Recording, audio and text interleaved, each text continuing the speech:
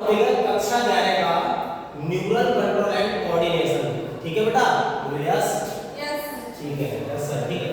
अब मैं आपको बताऊंगा कि न्यूरल कंट्रोल एंड कोऑर्डिनेशन क्या होता है। देखो बेटा, ये हमारा टॉपिक है जिसको शॉर्ट कंटेंट के साथ समझते हैं। न्यूरल न्यूरल का मतलब क्या होता है? तंत्रीय। कंट्रोल का मतलब होता है नियंत्रण। किसको नियंत्रण करते हैं हम? कोऑर्डिनेशन इंटीग्रेसिस। कोऑर्डिनेशन इंटीग्रेसिस क्या होता है सर? Body organ.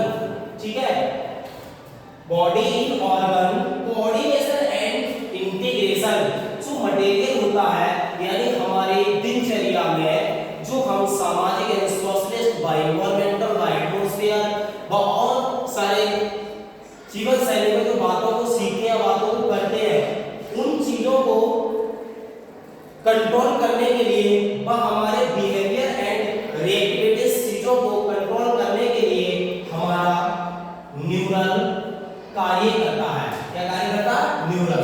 न्यूरल का काम होता है कि बिहेवियर एंड रिएक्टिविटीज बा कोऑर्डिनेशन एंड इंटीग्रेशन मटेरियल को कंट्रोल करना। क्या करना? कंट्रोल।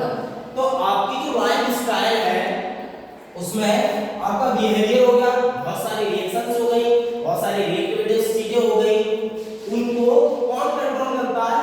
न्यूरल यानी तंत्रीय। अब जब न्यूरल हो, इसके बाद आगे टॉपिक पढ़ता है कि सर न्यूरल तंत्रीय है लेकिन क्या इसके कोई पार्ट होते हैं? जी, क्या है? देखिए, ऑफ एनिमल यानी प्राणी और टाइप्स ऑफ सिस्टम्स, यानी जो सिस्टम है यानी न्यूरल सिस्टम जो है ये प्राणियों में दो प्रकार से होता है।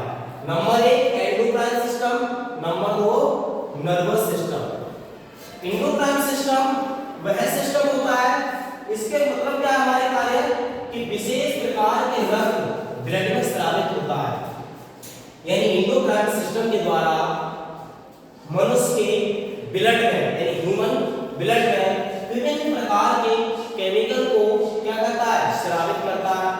इसको कहते हैं केमिकल मैसेंजर या हार्मोन्स भी कहते हैं।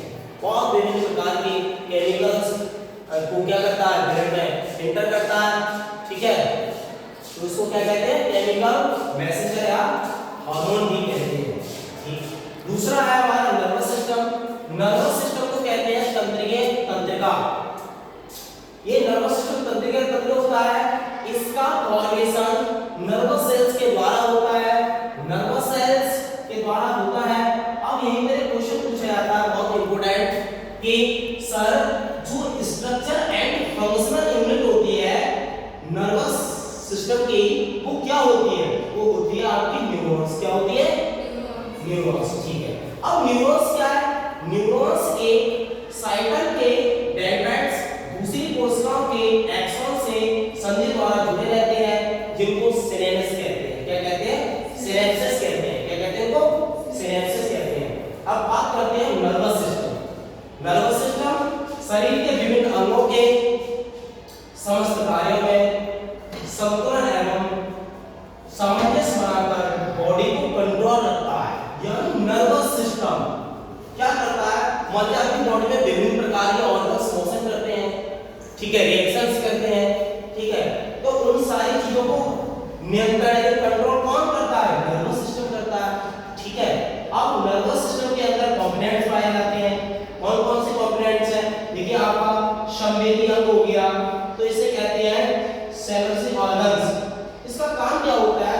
बॉडी में एक्सटर्नल एंड इंटरनल चैनलिंग को, बॉडी में बाहरी और आंतरिक चैनलिंग को क्या करता है?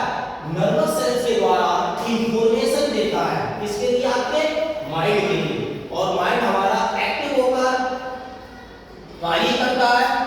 जब वो वर्क करता है तो वर्क लिमिटेड कंडीशन में कराता है, उसको हमारे नर्वस सिस्टम कंट्रोल करने का कार्य करता है। ठीक है, आगे हम बात करेंगे जो हमारा सेंसरी ऑर्गन्स होते हैं, ये दो टाइप से वर्क करते हैं। कैसे कैसे सर?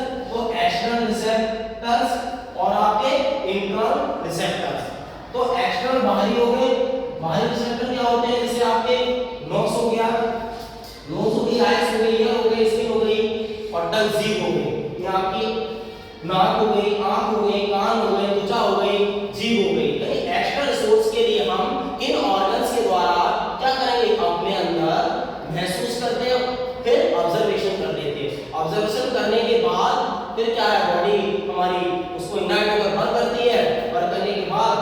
लिमिटेड कंडीशन में करा कर नर्वस सिस्टम को कंट्रोल करता है।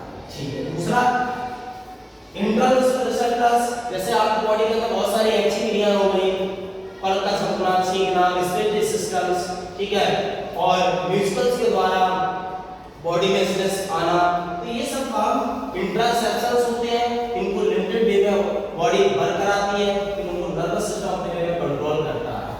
ठीक है। देखिए इसका एक टॉपिक आया था अभी, सिनेप्सिस। सिनेप्सिस क्या है?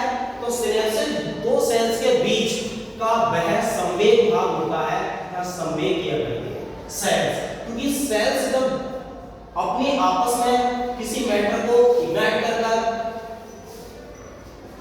जब आगे के लिए वो काम करने की सोचेंगे तो उसको दो सेल्स के बीच के भाग को सिनेप्सिस कहते हैं। बाकी आगे नेक्स्ट डे में इसका टॉपिक मैं समझाऊंगा सिनेप्सिस क्या होता है और ये इसके कंपोनेंट्स के और चार भाग होते हैं वो क्या है। ठीक है। लेट्स